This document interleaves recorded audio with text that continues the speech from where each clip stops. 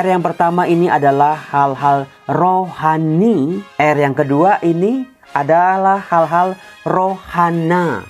Semakin kita mantap ikut Yesus, yang rohana ini makin lama harus makin dikecilin. Yang rohani makin lama harus digedein.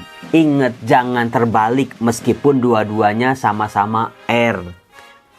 Salam damai sejahtera saudara-saudaraku yang terkasih, pencinta firman Tuhan. Berjumpa kembali dengan Bible Learning with Father Joseph edisi keberapa? Coba tebak. Ya, Anda betul, ke 150 Romo di tahun 2024. Artinya kita sudah ditemani oleh 150 video setiap hari dengan firman Tuhan.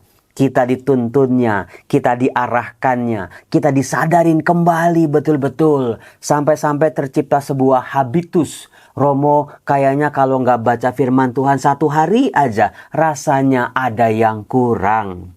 Sejak Bible Learning saya buat di tahun 2019, ternyata sudah ada 1.500 video. Silakan Anda buka-buka video yang lama, yang mana-mana yang akan membantu Anda untuk menjernihkan iman kita dan semakin mendewasakan. Saudara-saudara terkasih, apa kabar Anda hari ini? Saya berharap semoga ya kita semakin teguh dalam mengikuti Tuhan Yesus. Dengan apa yang kita imani, kita semakin berpegang. Bukan cuma berpegang terus didiemin aja sama Tuhan. Tetapi kalau dalam diri kita bisa semakin memurnikan. Aku mau ikut Yesus itu kenapa? Kuasa kasih Allah akan sungguh bekerja. Maka penting buat kita untuk menyingkirkan motif-motif lain yang sebetulnya tidak perlu. Kita membuang jauh-jauh hal-hal yang juga tidak diperlukan dalam rangka mengikuti Yesus ini. Maka dari itu saudara-saudara, di depan saya ada 2 kotak ya. Ada 2 kotak ini tumben Romo. Biasanya angka 1, angka 2 atau huruf M atau huruf E. Tetapi di sini dua-duanya huruf R. Ini R ya kalau Anda lihat ya. Dua-duanya R. Yang mana yang Anda pilih?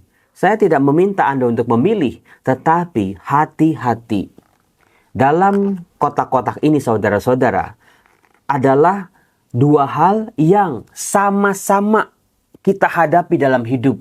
Sama-sama kita perlukan juga, tapi hati-hati tentang porsinya. R yang pertama ini adalah hal-hal rohani. R yang kedua ini adalah hal-hal rohana. Nah, dalam hidup kita perlu juga Romo, rohani dan rohana ini. Namanya juga kita hidup di dunia ini. Butuhlah hal-hal yang rohana, hal-hal yang duniawi. Seperti makan, minum, rumah, sandang, dan aneka-aneka macam kebutuhan-kebutuhan lainnya. Itu kita perlukan selain hal-hal yang rohani. Tetapi saudara-saudara, jangan biarkan porsinya ini, yang rohanianya kita, cari dunia kita, lebih besar daripada yang rohani kita. Sampai-sampai hal kerohanian kita diatur oleh si rohana ini. Hal-hal duniawi ini, harta, benda, jabatan, dan lain sebagainya. Saudara-saudara, semakin bertambah usia kita, semakin mendalam kerohanian kita, semakin kita mantap ikut Yesus, yang rohana ini makin lama harus makin dikecilin, yang rohani makin lama harus digedein. Ingat, jangan terbalik meskipun dua-duanya sama-sama R. Kalau saya tanya kepada Anda, sampai usia Anda hari ini, mana yang lebih besar, si rohani atau si rohana? Coba tulis di kolom komen. Malu Romo. Ya seimbang kayaknya enggak juga Romo. Malah rohananya makin lama, makin menuntut. Sehingga rohaninya gepeng, kejepit, lama-lama hilang. Kesibukan, segala macam kerjaan, urusan-urusan duniawi ini membuat si rohani ini justru makin kecil.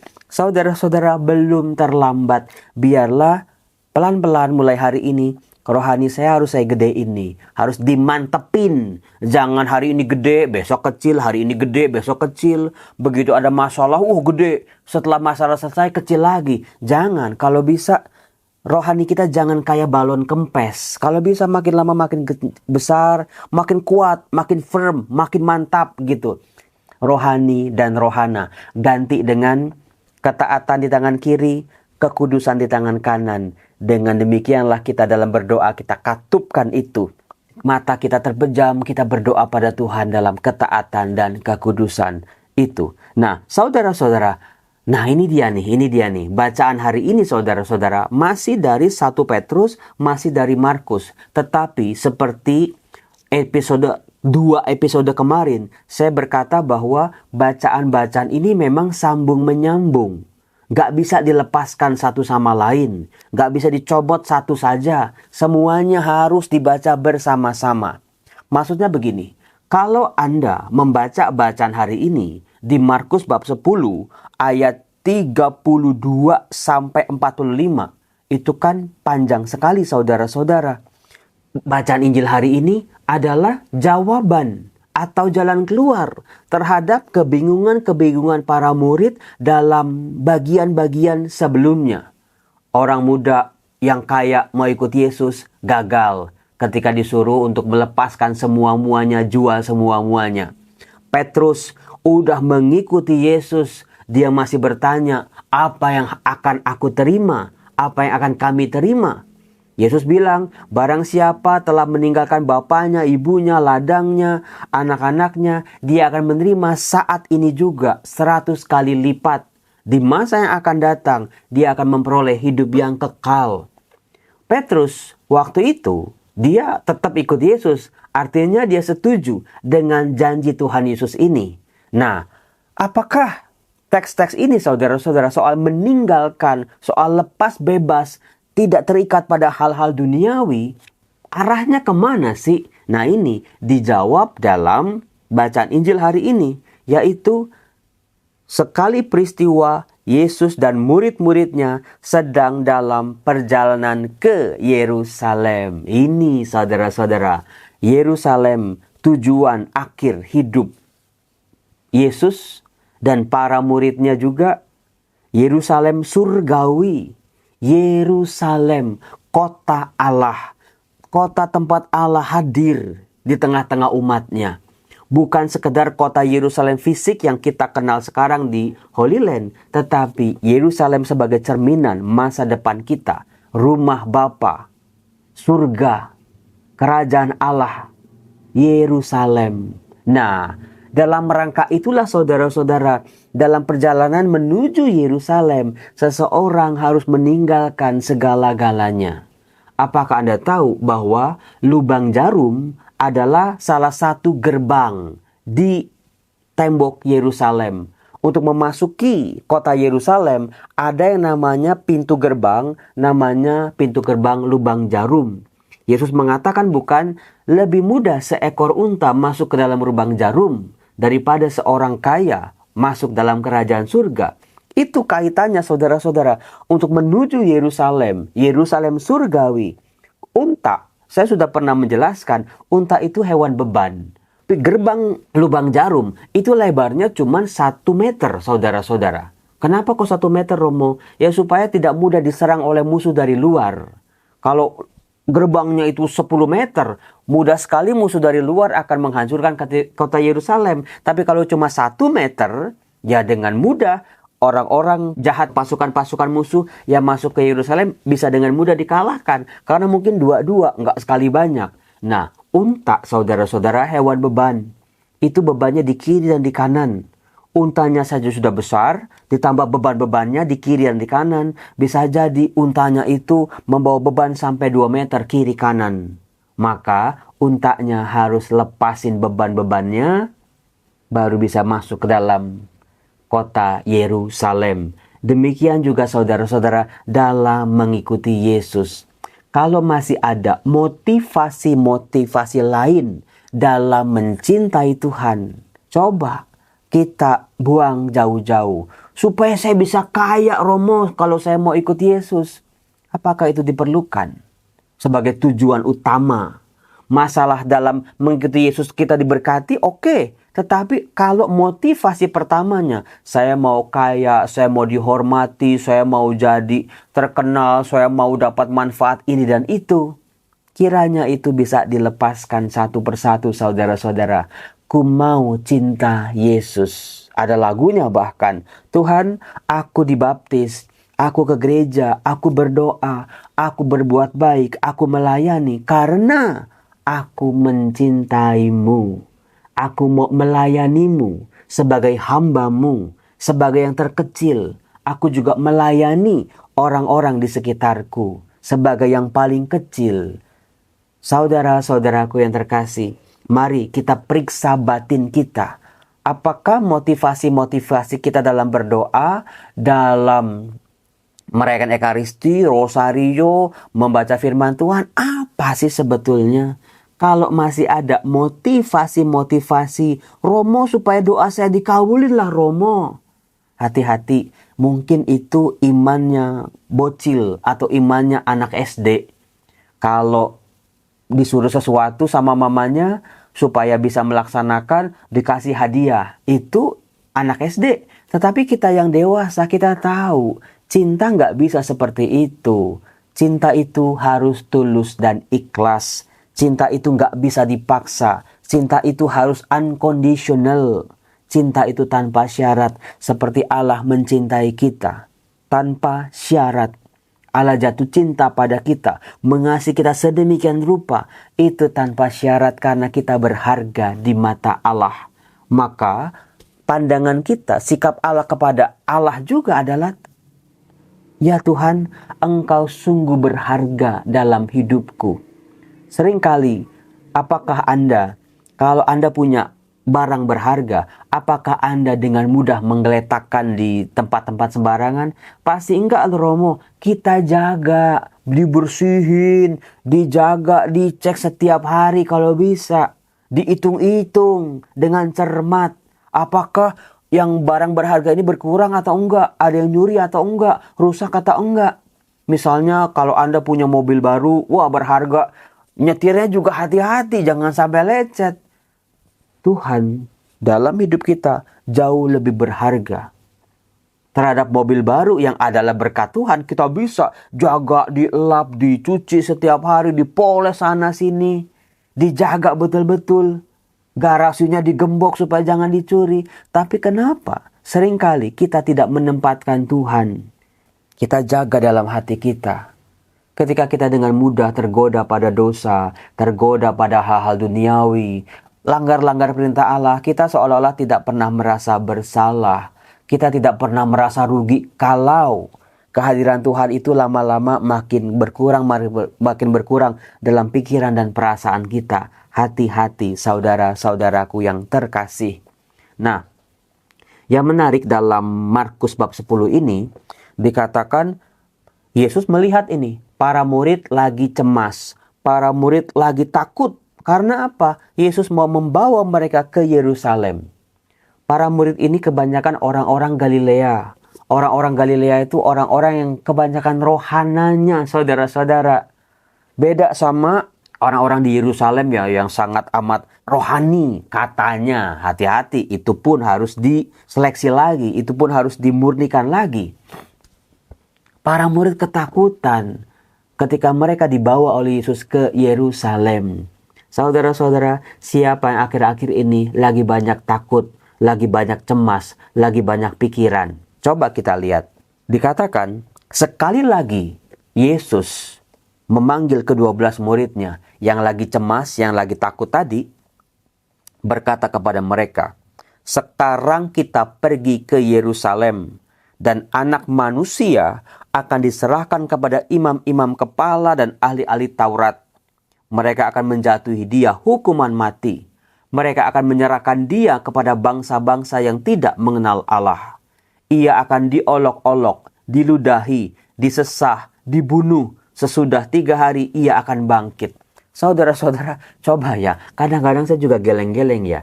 Ini udah muridnya takut, muridnya cemas, malah diajarin seperti itu oleh Tuhan Yesus. Saudara-saudara, kadang-kadang Kenapa dalam masalah-masalah kita kok kayaknya Tuhan itu bukannya mengurangi masalah kita, tapi nambah-nambahin masalah. Siapa yang pernah punya pengalaman seperti itu? Saya Romo. Ini maksudnya. Bukan supaya Tuhan Yesus itu supaya para muridnya lemah, para muridnya hancur. Tidak demikian. Tetapi ini dimurnikan motivasinya, cintanya. Ikut Yesusnya ini masih ada gondelan-gondelan enggak? Seperti emas diuji di dapur api, dibakar betul-betul supaya keluarlah emas yang murni. Demikian juga dengan cinta kita. Kenapa Yesus sampai ngomong seperti itu? Karena Yesus tahu di tengah jalan mereka lagi sibuk membicarakan siapa yang terbesar di antara mereka. Sampai-sampai ada dua murid namanya Yohanes dan Yakobus, anak-anak Zebedeus, mengikuti Yesus, mendekati Yesus dan berkata, "Guru, kami harap engkau mengabulkan suatu permohonan kami." Yesus tahu mereka mau minta apa. Maka Yesus bertanya, "Apa yang kau inginkan ku perbuat bagimu?" Mereka menjawab, "Yang di luar nalar lah." Udah tahu nih gurunya mau ditangkap, mau dikasih hukuman mati, mau dibunuh, mau disesah, mau diolok-olok, mau diludahi. Tapi mereka kok bisa-bisanya berkata, "Perkenankanlah kami duduk dalam kemuliaan-Mu kelak. Seorang di sebelah kanan, seorang di sebelah kirimu." Jeng-jeng. Nah ini dia. Motivasinya apa dalam mengikuti Yesus? Bukan cuma para murid ini, tetapi juga kita. Dua murid ini pertama-tama tidak melihat, menganggap remeh kesengsaraan gurunya, penderitaan gurunya, tapi langsung mau ambil jalan pintas, mau ikut mulia, mau menjadi pemenang. Yesus bilang nanti dulu. Maka Yesus mengajarkan kepada mereka, kalian tidak tahu apa yang kalian minta. Sanggupkah kalian meminum piala yang harus kuminum dan dibaptis dengan pembaptisan yang harus kuterima? Mereka menjawab, kami sanggup. Kadang-kadang saudara-saudara, apa yang kita ucapkan itu tidak sesuai dengan hati. Orang bisa ngomong, ku mau cinta Yesus. Tetapi ketika ditawarin sama yang rohana, hilang semua. Itu yang terjadi dalam hidup kita. Demikian juga dengan para murid ini. Nanti begitu apa yang sudah dikatakan Yesus sungguh-sungguh terjadi. Yesus ditangkap bahkan disalib. Kemana para murid ini? Kemana Yohanes, kemana Yakobus ini? Hilang satu persatu. Saudara-saudaraku yang terkasih, murnikan. Mendengar itu 10 murid yang lain marah kepada dua orang ini.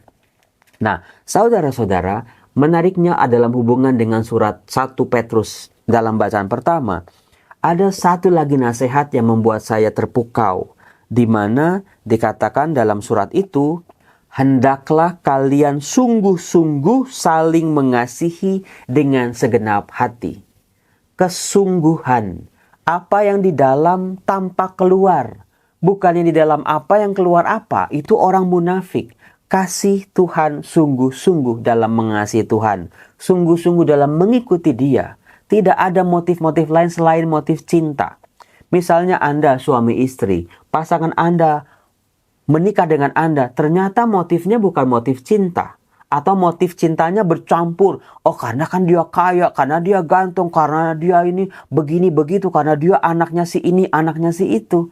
Ternyata Anda akan kecewa setengah mati ketika pasangan Anda menikah dengan Anda tapi tidak dengan motif cinta yang sungguh-sungguh. Ada udang di balik batu. Demikian juga dengan relasi kita dengan Tuhan. Semakin dimurnikan. Harus demikian. Dikatakan, sebab kalian telah dilahirkan kembali, bukan dengan benih yang fana, tapi dari benih yang baka, yaitu oleh sabda Allah yang hidup dan kekal. Saudara-saudara, apakah Anda tahu bahwa surat 1 Petrus ini adalah inspirasi bagi lagu rohani yang sangat terkenal itu? Bukan dengan barang fana. Itu dia. Itu inspirasinya dari 1 Petrus. Dikatakan, kalian telah ditebus bukan dengan barang yang fana, bukan pula dengan perak atau emas, melainkan dengan darah yang mahal, yaitu darah Kristus yang sama seperti darah anak domba yang tak bernoda dan tak bercacat. Saudara-saudara, diri kita berharga. Karena kita semua sudah ditebus lunas oleh hidup Allah sendiri, oleh darah anak domba, saudara-saudaraku. Maka jangan sia-siakan, jangan sia-siakan. Coba seperti tadi yang rohana dan rohani. Rohananya semakin dikecilin, rohaninya semakin dimantapkan, digedein. Itulah saudara-saudara kunci dari ikut Yesus. Semoga kita semua bisa berjalan ke Yerusalem surgawi, masuk dalam kerajaan Allah. Tuhan Yesus berkati. Bye-bye. Saya mau kerja dulu. Hari ini ya lumayan sibuk kalau hari ini. Romo Yosef nggak pernah satu hari pun nggak sibuk. Tapi selalu Tuhan menguatkan. Bye-bye. Tuhan berkati.